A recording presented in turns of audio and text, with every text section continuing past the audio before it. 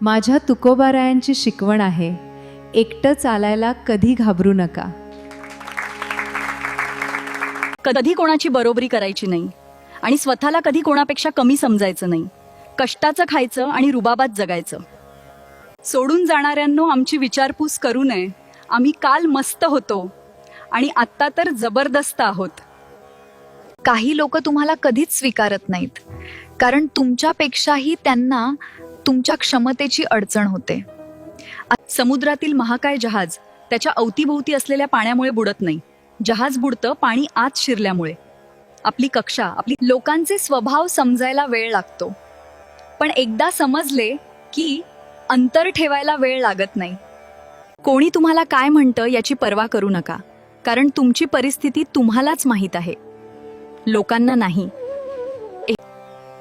माणसामध्ये बोलण्याची पद्धत बदलली की समजायचं आपली तिथं गरज संपली. दुसऱ्याला वेड्यात काढून स्वतःला खूप शहाणं समजायचं नसतं. वजीर कधी काय चालून जाईल हे राजाला पण माहीत नसतं.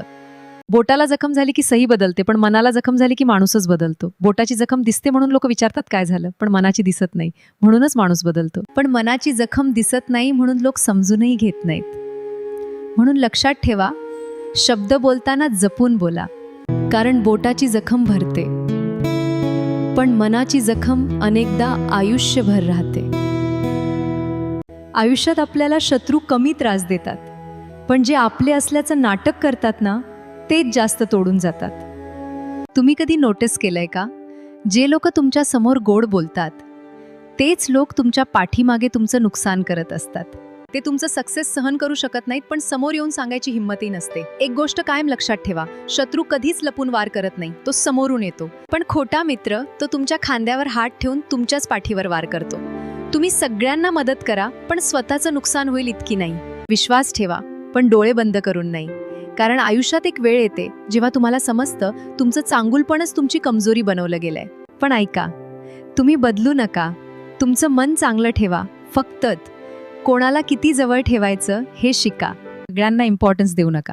जे तुम्हाला व्हॅल्यू देतात फक्त त्यालाच द्या. आयुष्य खूप छोटं आहे, म्हणून खोट्या लोकांपासून दूर राहा आणि स्वतःवर काम करा.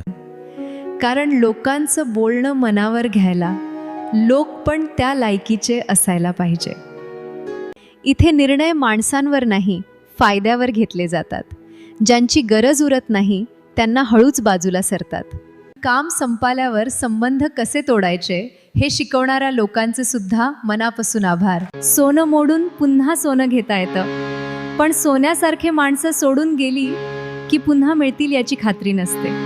कारण दगडात देव दिसतो, गायीत माता दिसते, कावळ्यात सगळेच पूर्वज दिसतात, पण माणसात माणूस का दिसत नाहीये. लोकांना मदत करणं चांगली गोष्ट आहे, पण प्रत्येकाला मदत करणं शहाणपणाचं नसतं. कारण काही लोक तुमच्या चांगुलपणाचा फायदा घेतात. कुटुंबाप्रमुखाला मरणाची जितकी भीती वाटत नाही, त्यापेक्षा जास्त भीती आपल्यानंतर आपल्या कुटुंबाचं कसं होणार याचीच वाटत असते. श्रीमद भगवद्गीतामध्ये लिहिलाय, माझ्या भावा, सगळं काही दाव्यावर लागलं तरी चालेल, पण पार्थ अपमानाचा बदला कधीही समझोत्याने घेऊ नकोस. तुम्ही कितीही समजावलं तरी प्रत्येक माणूस फक्त तेवढंच ऐकतो जे त्याच्या कामाचं आणि फायद्याचं असतं. हीच आहे आयुष्याची कडू पण खरी सत्यता.